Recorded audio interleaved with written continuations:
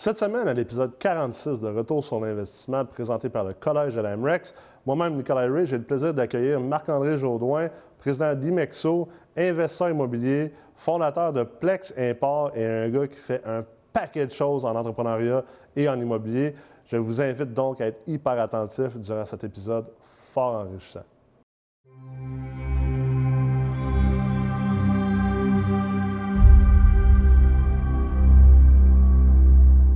Yes, salut Marc, comment ça va? Ça va très bien, toi, Nicolas? Ça va très bien. Oui. Fait que aujourd'hui, je t'ai invité à l'épisode parce que, d'ailleurs, je pense qu'on était dû depuis un bout de temps, on s'est pas vu depuis la première meurtre. Puis là, tu lances un nouveau projet pour les investisseurs immobiliers qu'on pourrait en jaser un peu plus tantôt. C'est assez intéressant. Je suis pas surpris de ce projet-là, te connaissant. Toujours des projets. C'est ça, toujours des projets. Ouais. Mais pour les quelques milliers de personnes qui nous écoutent, autant en podcast qu'en vidéo, puis qui ne te connaissent pas, est-ce que tu peux te présenter?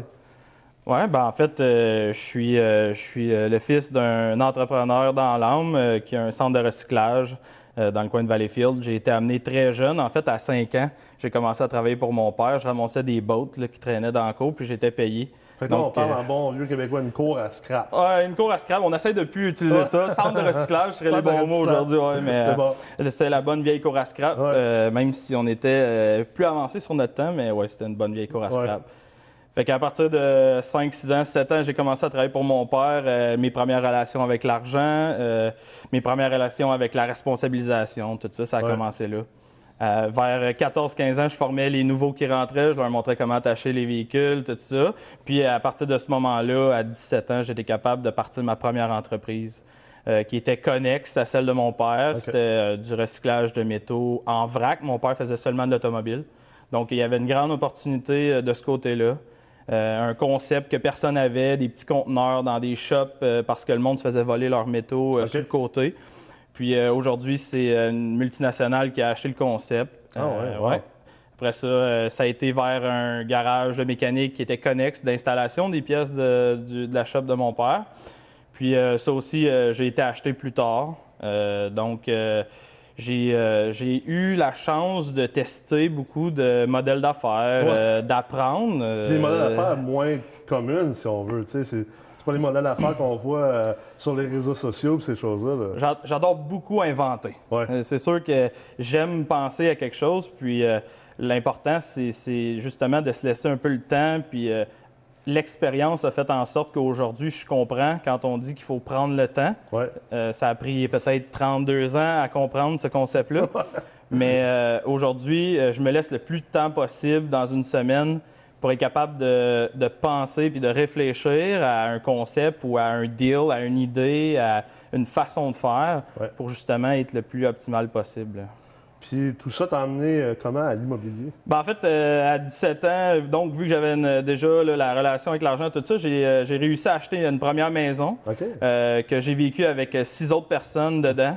Fait que moi, j'ai mis ça à grosse vitesse. Ces 6 personnes-là cotisaient, me rapportaient une coupe de 100. Puis moi, je mettais par-dessus ce que ça prenait. Donc, en 5 ans, j'ai payé la maison. Wow. Je l'ai rénovée avec les connaissances que j'avais, mes chums, tout ça.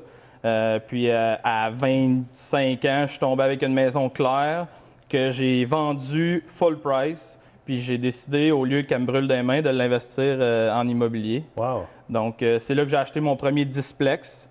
C'est une grosse décision là, quand même. Tu sais, à 25 ans, d'avoir comme on dit en anglais, le foresight, là, de dire, OK, tu aurais pu aller mettre ça dans une grosse piole ou aller flamber ça à Vegas ou t'acheter un gros char, mais non, t'as été raisonnable. Je roule avec une barouette. J'ai décidé de mettre l'argent dans un bloc. À l'envers, ma mère m'a dit « Touche pas à ça, fais pas ça, c'est des troubles. » Tout le monde me disait de pas faire ça. Puis moi, j'aime ça. Quand le monde me dit de pas faire ça, c'est exactement le chemin que je fais. Moi, j'adore les troubles. Moi, je vis avec les troubles. Puis vivre, puis répondre à ça, puis gérer ça. En fait, je pense que c'est ce qui m'allume. Aujourd'hui, je comprends que c'est ce qui m'allume. Puis d'aller chercher ça, cette vision-là, cette partie-là de l'immobilier, ça a été agréable.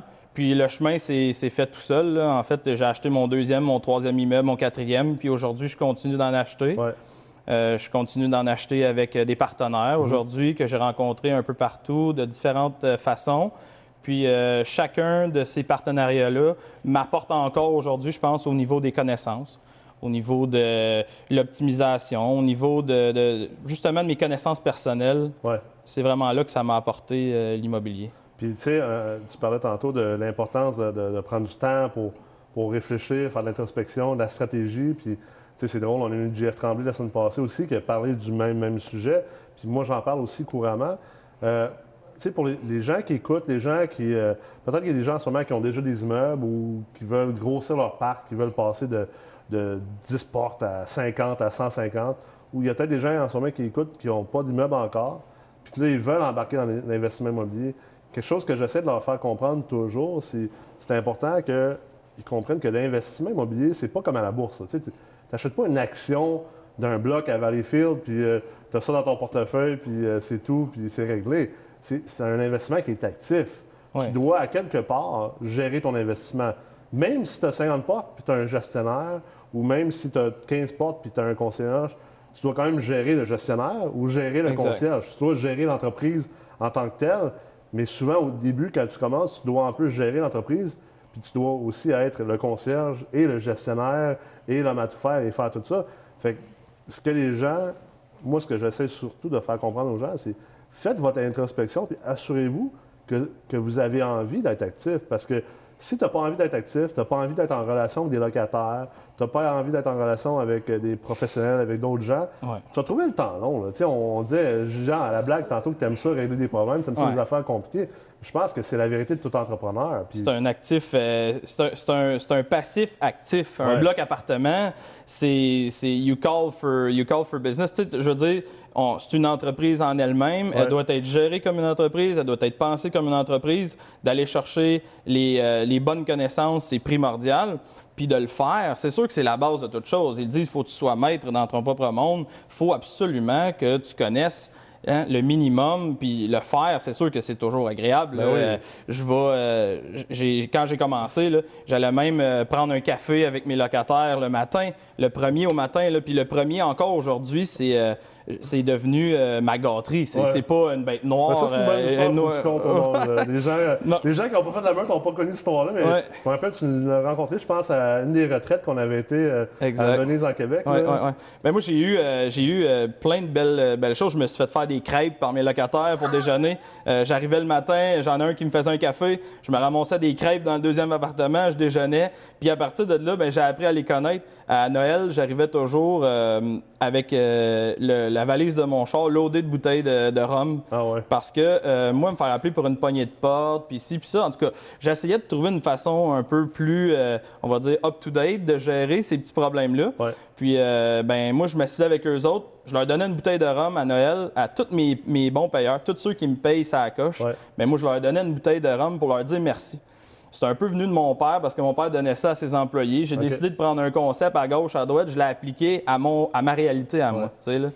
Fait que on prenait un shooter ensemble. J'y disais comment c'était un bon locataire parce qu'il me payait sa coche.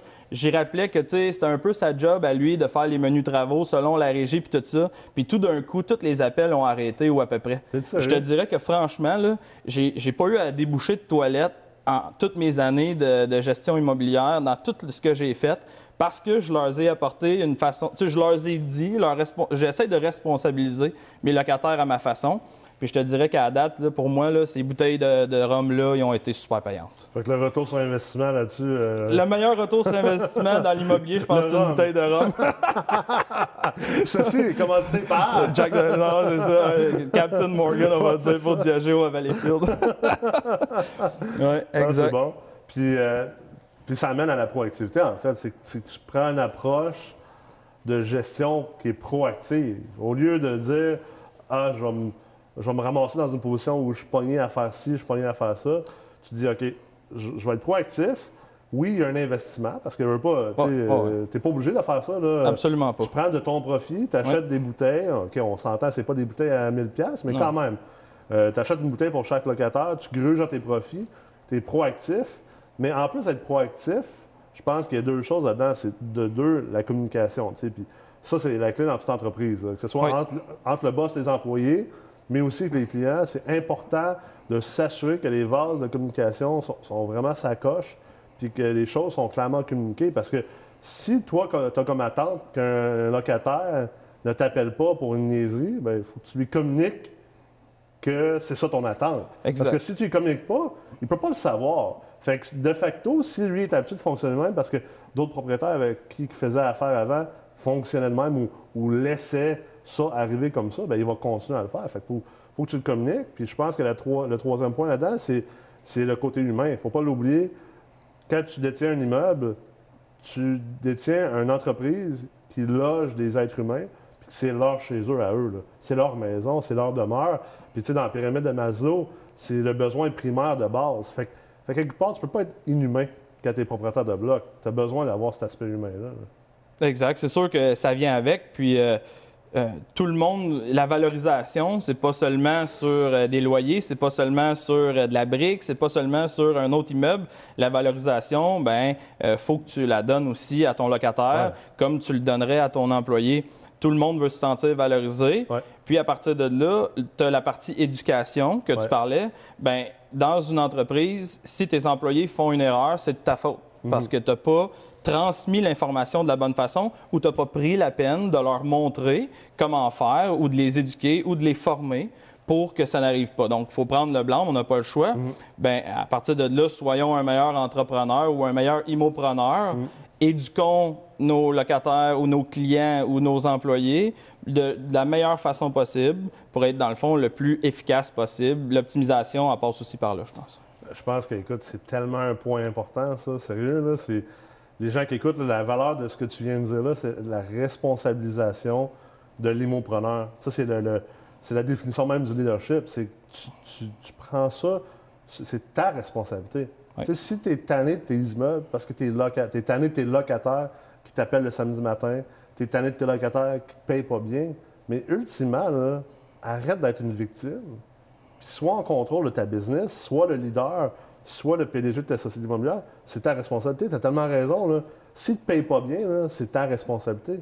Est-ce que les systèmes sont en place pour s'assurer qu'ils payent bien? Est-ce que les systèmes sont en place pour prévenir le fait qu'ils ne payent pas bien, puis que, bon, mais il y a une conséquence, il y a quelque chose qui arrive? Est-ce que tu as bien validé c'était qui ton locataire initialement quand tu l'as laissé rentrer dans ton immeuble? T'sais? C'est la même chose pour les gens qui appellent le samedi matin pour te déranger pour une poignée de porte. Est-ce que tu leur as communiqué que c'est pas acceptable? Est-ce que tu leur as donné une deuxième option? Au lieu de m'appeler le samedi matin pour ça, ben voici l'autre option. Envoie-moi un courriel, puis c'est sûr que je vais le vérifier le lundi matin. Si c'est quelque chose d'urgent, le bloc est en train de brûler, ben appelle-moi pas, appelle les pompiers. S'il y a de l'eau dans la cave, ben voici, ça va être quoi la procédure. Mais ultimement, ça revient à toi, cette responsabilité-là. Puis ultimement, tu l'as dit, le capital, c'est le capital humain. C'est les employés dans une entreprise et les clients également. Puis ça l'est encore plus vrai dans un immeuble parce que t'as beau faire de l'ingénierie financière, t'as beau faire des belles rénovations, mais si ton bloc est vide, il vaut rien. Exact. Exact. Puis c'est sûr que mon règlement d'immeuble, il y a 17 pages. Il explique où est l'entrée d'eau, ce que la personne doit faire en cas d'écoulement, ce que la personne doit faire en cas de feu, en cas de bris, un chien qui jappe, les ci, les ça, peu importe ce qui arrive. J'essaie déjà de l'encadrer. Ouais. Donc, ça minimise l'effet secondaire que moi, je reçois. À partir de là, bien, c'est sûr qu'il y a plein de trucs qu'on peut utiliser pour tes gestionnaires ou justement, j'ai quelqu'un qui fait l'entretien de l'immeuble. Mais quand c'est bien pensé à la base, c'est sûr que quand je vois un non-paiement de loyer, ou tu sais, des fois, on entend toutes sortes de choses à régie, blablabla, on est là, on est dans la game, veut pas. Puis la personne est là, puis il y a un non-paiement de loyer, le gars doit 12 000 pour 12 mois, je veux dire, le 21, là, tu peux l'ouvrir, le dossier. Ouais. Donc, moi, il y a une lettre qui s'envoie le 5 pour non-paiement de loyer, un reminder le 17 du mois, comme quoi qu'il va aller à la régie le 21, puis à la régie, bien, on rouvre le dossier le 21. Ouais. 60 jours plus tard, j'ai ma décision. J'utilise mon huissier, c'est mon meilleur chum, by the way. Ah ouais. Puis là, il va le voir, bing, bang, puis tout est réglé. On est 80, 75, 80 jours. On passe au prochain. Les gars rentrent, on rénove l'appartement parce qu'on en veut un meilleur que le coup d'avant, parce que généralement, c'est sûr qu'on est pris avec un nouvel achat, tout ça. Ouais. Mais après ça, on flippe la chose, on va revaloriser l'immeuble, on va revaloriser notre nouveau client, on le met en place, puis là, bien, il va donner justement un bon vibe ou un meilleur vibe à notre immeuble. Puis ça, ben c'est beaucoup plus facile à faire que de retrouver un autre deal ou de racheter un autre immeuble. C'est direct déjà chez vous. Il faut que tu commences par optimiser ton chez-toi. C'est clair que si tu es rendu, tu dis à 12 000, mettons le cas de 12 000, c'est la responsabilité de qui? C'est pas le mauvais payeur. Là. Exact. C'est toi. Tu n'as sûrement pas checké son dossier de crédit quand tu as commencé, puis là, tu as laissé traîner ça. Tu as cru à tout ce qu'il t'a raconté, puis tout ça. Moi, j'ai un peu j'appelle ça mon aptitude psychopathe. Je mets aucune émotion, je mets aucun sentiment dans la gestion interne d'un immeuble ou d'une entreprise. L'humain, je le garde pour dealer avec l'humain, mais pas pour les fonctionnalités d'administration standard. Un livre, je veux dire, ta façon de faire, si c'est telle date, ben c'est telle date. La contrôleur en envoie la lettre le 5, c'est le 5. Que tu sois fin, que tu sois beau, que tu sois malade, je veux dire, à un moment donné, il faut garder un certain... Bien, il faut qu'il y ait une rigueur, je pense. Exact. C'est normal. Puis je pense que... Puis souvent, les gens ont tendance à être un peu mous là-dessus parce qu'ils veulent être conciliants, puis ils pensent qu'ils sont plus humains comme ça. Moi, je pense que tu es moins humain quand tu n'as pas de rigueur. Moi, je pense que d'avoir une rigueur, puis de respecter sa parole, puis de respecter cette rigueur administrative-là, c'est un signe de respect. C'est un signe de respect au locataire que ça veut dire. Mais également, de l'autre côté, si je te dis que je m'en viens réparer ton évier le 11 à 9h30, ben, je vais être là le 11 à 9h30. Je ne ferai pas comme Vidéotron belle que je vais dire que je vais être là entre 9h30 et 5h. Puis finalement, j'arriverai même pas, puis j'arriverai le lendemain. Cette rigueur-là, c'est un donnant-donnant également. Je pense que tu peux pas avoir de performance, tu peux pas offrir une bonne place pour vivre à la personne, peu importe le prix qu'il paye, si tu n'as pas un minimum de rigueur. Fait qu'il faut que la personne, elle accepte ça. Puis si elle n'accepte pas ça, ben, je pense que ça va être un mauvais locataire aussi. C'est peut-être quelqu'un qui devrait aller vivre ailleurs, dans un immeuble où le propriétaire est un peu moins passionné de son investissement, puis passionné de la manière qu'il va gérer son immeuble, son actif. Là. Exact. Puis comme tu as dit, c'est sûr qu'en étant de rigueur et respectueux des règles, on fonctionne avec un agenda, on fonctionne avec un horaire qui est préétabli. On prend un rendez-vous avec notre locataire pour lui faire sa réparation. Le gars d'entretien va être prêt à faire cette réparation-là, cette journée-là. Donc, il n'y a pas de laisser-aller des deux. Il ne faut pas qu'il y ait de laisser-aller des deux côtés, je pense. Puis c'est ce qui garde le meilleur équilibre dans un immeuble. Bien, c'est ça. Puis ultimement, ça te laisse être plus humain. Parce que tu as le temps, parce que ces choses-là sont réglées. Tu n'es pas obligé de mettre du temps et de l'énergie dans ça. C'est déjà réglé, c'est déjà fait. Puis là, c'est là que tu dis, je peux rentrer en relation avec mon locataire, avec mon client, prendre un verre avec. C'est là que tu as des crêpes gratis. Oui, c'est là que tu as des crêpes gratis en plus. Oui. Donc, c'est la preuve que ça fonctionne. C'est clair. Puis l'autre chose que j'aimais beaucoup de ton origin story, ton histoire d'enfance, c'est sûr que tu as eu comme un peu la piqûre entrepreneuriale assez jeune, tu as appris à travailler jeune. Je pense que c'est des choses importantes. Là. Moi, j'ai commencé à travailler également très, très jeune. Là. Je pense que j'avais à peu près 8 runs de journaux à l'âge de 12 ans. J'étais rendu le king des camelots de la ville où j'habitais. Quand tu l'as, la fibre, c'est... Je pense que ça me prenait, honnêtement, j'étais en 5e, 6e année, puis ça me prenait genre 3 heures à passer le journal le matin. Puis après ça, il fallait collecter le monde. Mais ça nous amène justement à accepter le travail, puis même à un moment donné à aimer le travail. Tu aimes le travail, puis si tu veux avoir du succès en affaires ou en immobilier, quelque part, tu n'as pas le choix d'aimer le travail. Tu ne peux pas réussir sans ça. Mais tout ça pour dire que mon point était que dans le centre de recyclage, ce que je trouvais intéressant, tu m'avais déjà parlé d'à quel point que tu laisses pas de place aux pertes. Tu m'expliquais que vous recyclez tous les liquides des voitures, que là, tu te ramasses. Explique-moi un peu plus. C'est sûr que j'ai eu une très, très belle enfance. Le centre de recyclage, ça a été pour moi une belle façon d'apprendre les mathématiques de la vie, c'est sûr. C'était comme un grand terrain de jeu. Oui, c'était un terrain de jeu, c'était agréable. On avait des véhicules. C'est sûr que tu as un véhicule, il vaut rien de plus que le faire en ce moment, à moins que tu optimises sa valeur. Donc, le but était de vendre des pièces, de recycler. Aujourd'hui, on a de l'essence, on roule sur de l'essence recyclée. J'ai plusieurs de mes entreprises qui roulent sur de l'essence recyclée qui vient de ce centre-là parce qu'on achète, mettons, 2500 autos par année, fois, mettons, 25 litres par auto. Tu as 40 000 litres par année à passer d'essence. Bien là, c'est mes entreprises qui en profitent. Le windshield washer, on recycle le windshield washer, mais moi, j'ai, mettons, 15 employés. Je leur fournis du windshield washer. Au lieu d'être obligé de l'envoyer ailleurs, là, on le recycle puis on le récupère. Il y a zéro perte. Là. On vendait des lames de spring à Haïti. Parce que sur les camions, les lames de spring, eux, ils fitent ça un peu sur n'importe quoi. Donc, on remplissait des camions, on exportait des lames de spring à Haïti, on vendait les tires que nous, on ne veut plus ici au Mexique. Donc, tous les pneus, au lieu de les envoyer dans un centre de recyclage, nous autres, on les revendait, puis eux, au Mexique, là, ils refont un autre bon 30 000 km. C'est sûr, c'est fou raide. Eux autres, ils prennent n'importe quoi. Le temps que ça a du trait, eux autres, 4 pareils, il n'y en a pas. Il y en a 4 pas pareils, il n'y en a pas de problème. Non, ça, c'est tant mieux, ça coûte moins cher. Ils sont toujours de bonne humeur. Donc, moi, j'ai été élevé dans un monde où tu essayais de tirer chacun des dollars que tu peux aller tirer sans jamais dépenser trop de ton temps parce qu'à chaque fois que tu bouges quelque chose, ça coûte. Là. Donc, il faut essayer d'être le plus raisonnable possible puis de mettre un peu de thinking derrière ce que je bouge versus ce que ça me rapporte, si ça a un certain bon sens. Le coût d'opportunité puis le retour sur investissement. Le retour, ça a toujours été ça. Mon éducation, ça a été du retour sur investissement, en fait. T'acheter un char à 200, comment faire 1000 avec? Le plus vite possible, tu sais. C'est ça, fait que ça t'a donné aussi, je pense que ça t'a amené des affaires intéressantes pour l'immobilier, parce que de toujours essayer de voir la valeur de quelque chose, parce que souvent, on a tendance à dire « c'est délabré, ça n'a plus de valeur », mais en réalité, c'est là souvent qu'il y a une valeur qui est cachée. Il faut juste trouver une manière de refaire sortir cette valeur-là. Puis après ça, bien, ça te permet de le flipper. Là. Tu parlais d'une voiture qui vaut 200 parce que finalement, elle ne roule plus vraiment, mais l'ensemble de ses pièces peut-être vaut plus que 200. Mais c'est la même chose pour un immeuble. Là. Tu peux trouver un immeuble qui ne vaut pas grand-chose, puis tu fais des optimisations là-dedans, puis finalement, tu es capable de créer une valeur à partir de là. Bien, c'est sûr que c'est pas nécessairement toujours pour défaire, mais il y a des super gros projets qui se sont faits d'achat de plusieurs bâtiments, de défaire ça pour te bâtir de quoi qui est d'une autre vision, beaucoup plus rentable que peut-être la vision de quelqu'un d'autre. C'est de l'appliquer. Puis moi, c'est sûr que les modèles d'affaires que j'ai touchés m'ont amené, tranquillement, pas vite, à mélanger plusieurs choses. Puis veut pas, à chaque fois qu'on achète, qu'on vend, qu'on change, qu'on se transforme, qu'on va ailleurs, bien, on applique ce qu'on a appris dans un nouveau modèle d'affaires.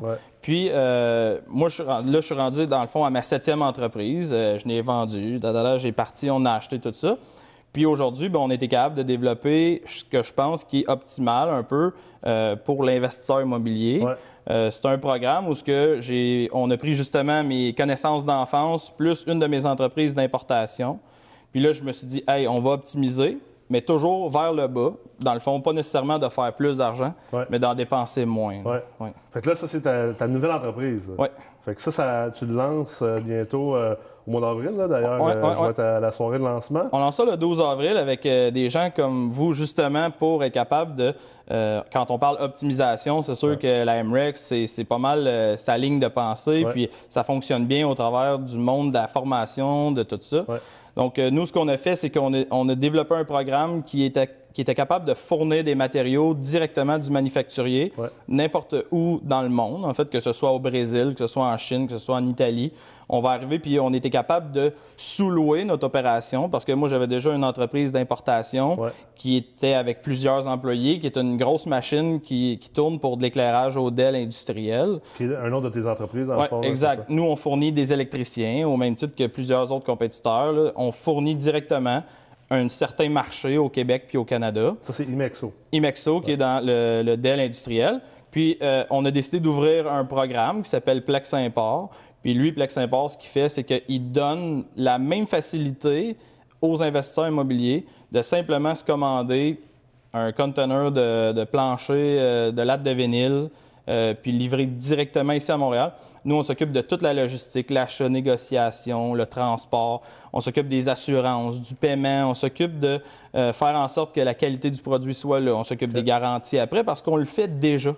Donc, ce que j'ai fait, j'ai pris mon entreprise, j'ai dit, on va l'optimiser, on va diversifier son offre de services. Donc, en offrant une nouvelle façon de faire, bien, on a diversifié. Puis en plus, bien, ce qu'on fait, c'est qu'on va aider chacun de nos membres, si tu veux, chacun des investisseurs immobiliers, à s'enrichir par le bas, si on veut, par l'économie, en leur donnant justement un pouvoir d'achat.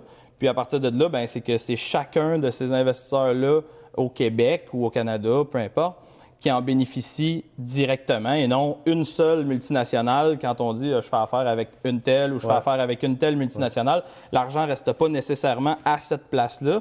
Puis on trouvait que c'était un peu notre Robin des Bois, notre façon un peu de prendre aux riches puis de redonner à la classe où ce qu'on est, de dire, ben moi, l'entrepreneur immobilier, l'immopreneur, ben moi, je l'ai vraiment à cœur. Ben, j'en suis un. J'ai beaucoup d'amis qui en sont aussi, puis je voulais faire un peu ma part de cette façon-là. Donc, un facilitateur, si tu veux. Parce que, ultimement, c'est un modèle déjà, tu sais, je veux dire, le profit que les Rona puis les Canac de ce monde font, c'est eux, ils s'en vont acheter, exemple, un conteneur de bol de toilette en Chine. Ils font venir ça pour des peanuts, puis après ça, ils te revendent ça avec un gros markup. Fait que dans le fond, là, tu permets aux investisseurs de se regrouper sous forme un peu coopérative, si on veut. Puis justement, dire, bon, ben j'ai un 28 logements, fait que ça me prend 28 bols de toilette parce que je refais tout au complet les salles de bain.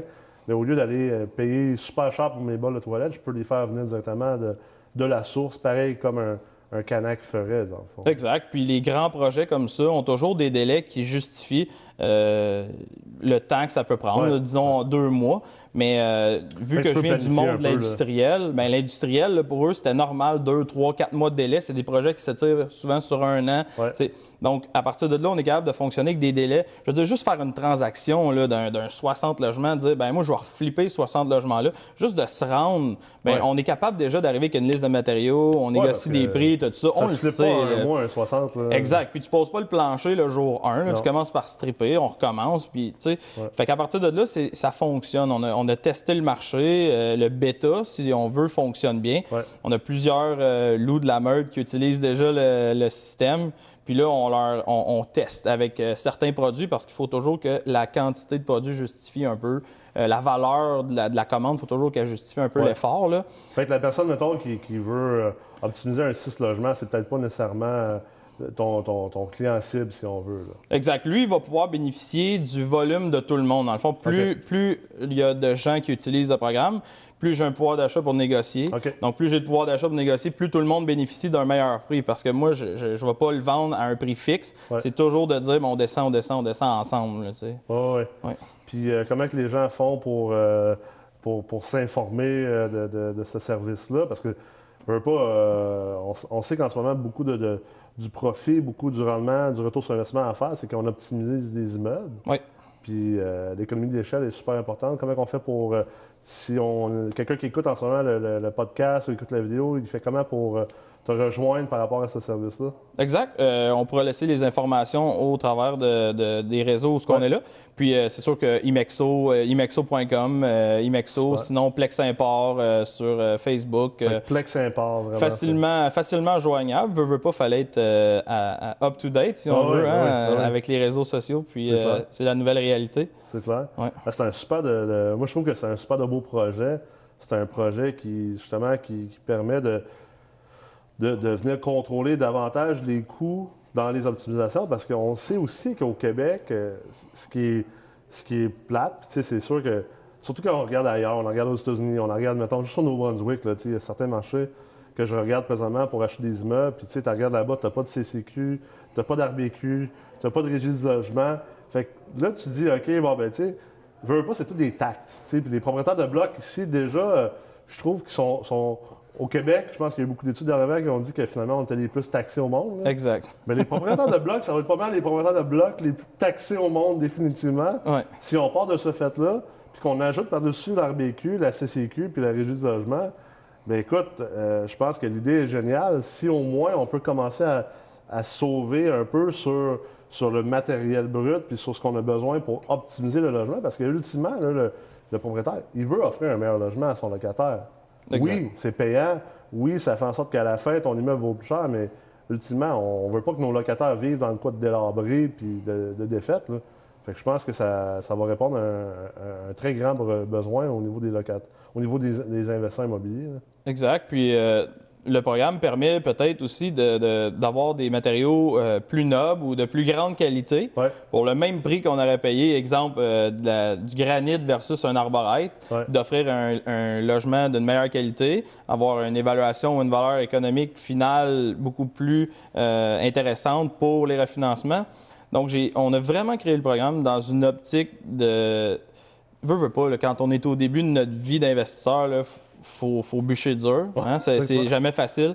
Chaque pièce, on essaie de la réinvestir pour en faire 2, pour investir pour en faire 4. Puis l'optimisation par les matériaux, en fait, par le fait que les coûts des matériaux soient moins chers, bien, c'est ma façon à moi de redonner un peu au monde de l'immobilier au Québec. Puis je pense qu'on a bien réussi avec ce programme-là. Je vais finir là-dessus parce que je trouve que c'est important à souligner, mais tu as été membre de la première cohorte de la Meurthe. Puis tu avais quand même un profil un peu différent. Tu étais déjà quelqu'un qui avait un gros background entrepreneurial. Puis tu n'es pas un gars qui se limite juste au multilogement. Tu fais du commercial, tu fais de l'industriel, puis tu fais beaucoup d'entrepreneuriat aussi. Mais j'ai toujours trouvé que c'est quelque chose que j'aimerais, si les gens qui écoutent aujourd'hui, si on est capable de leur transmettre ça, ce que tu as toi comme vision de philosophie, mais c'est vraiment de comprendre qu'il faut arrêter de regarder combien que ça coûte, mais combien ça nous rapporte. Puis là, je parle pas juste en termes de cours puis de formation, tout ça, mais vraiment par rapport à tout. Là, ton exemple tantôt de Rome, je repense à une autre fois dans une des retraites, tu es arrivé un peu tôt à la retraite, puis il y avait une couple de loups déjà d'arriver, puis tu avais arrêté dans une petite fromagerie, tu avais ramassé des fromages fins, tu avais ramassé du vin. Puis on a comme fait un vin et fromage un peu à la bonne franquette, pas rapport improvisé. Mais tu sais, moi, je m'en rappelle très bien de ça. J'ai attaché ça à toi. Je suis convaincu que les autres loups qui étaient déjà arrivés à la retraite avant les autres, qui ont été présents, ils se rappellent de ça, de toi. Puis quand on parle de retour sur investissement, tu sais, le retour sur investissement de l'énergie que tu as pris pour dire « OK, je vais arrêter, je vais acheter ça, je vais faire ça. » Tu as payé ça de tes poches. Mais le retour sur investissement de ça, écoute, je pense qu'il doit être énorme parce que même si dans cette situation-là exacte, peut-être que ça ne te rapporte pas quelque chose au niveau financier ou humain, même si je suis convaincu que oui, mais ça reste que c'est le fait d'agir comme ça. Si tu agis comme ça constamment en affaires, en immobilier, ultimement, le retour sur investissement va être 10 fois, 100 fois tout ce que tu vas avoir injecté comme temps et argent. Puis je pense que c'est pas mal ta plus grande force. Hein. Quand on entend les plus vieux dire j'ai compris ou quelque chose. Puis moi, j'ai compris quelque chose. Tant mieux, peut-être si je l'ai compris à 32 ans, mais j'ai compris que le bonheur était dans l'humain. Okay? Puis le bonheur, ma valorisation, mon payback à moi, c'est pas les piastres. J'ai compris que ça n'avait plus aucune valeur à part le fait que ça peut te faire ce que tu veux quand tu veux. L'important, c'est l'expérience que tu vas chercher, c'est le bonheur que tu vas chercher au travers de tout ça. Puis moi, j'ai plus l'impression de travailler, ça fait déjà longtemps. Moi, je m'amuse à tous les jours d'une façon qui n'est pas nécessairement de dire je vais dépenser de l'argent, mais je m'amuse en essayant d'aller chercher le plus de connaissances possible, d'enjoyer le plus possible le temps que j'ai avec ce monde-là qui ont des millions d'années de connaissances. Si on se dit, bien, mon expérience, ça va être rien. Ça va être 50 ans, mais tu peux aller chercher des milliers d'années d'expérience en écoutant tous à chacun dire un peu ce qu'ils ont fait. Puis après ça, bien, c'est de tout agglomérer ça puis de faire avec le mieux qu'on peut avec ce qu'on est allé chercher de tous et chacun. Super. Je pense que c'est une belle réflexion pour les gens à l'écoute. Puis merci beaucoup d'avoir été là. Je te souhaite beaucoup de chance, même si je sais que tu n'en as pas besoin.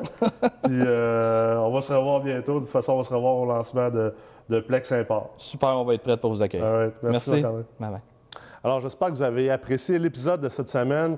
L'importance de prendre du temps, de réfléchir à ce qu'on fait, d'être humain, mais tout en étant hyper rigoureux, va définitivement mener au succès en immobilier et en affaires. Alors, je vous invite à revenir nous voir la semaine prochaine, alors qu'on va continuer à vous produire et vous générer du contenu de haute qualité en investissement immobilier.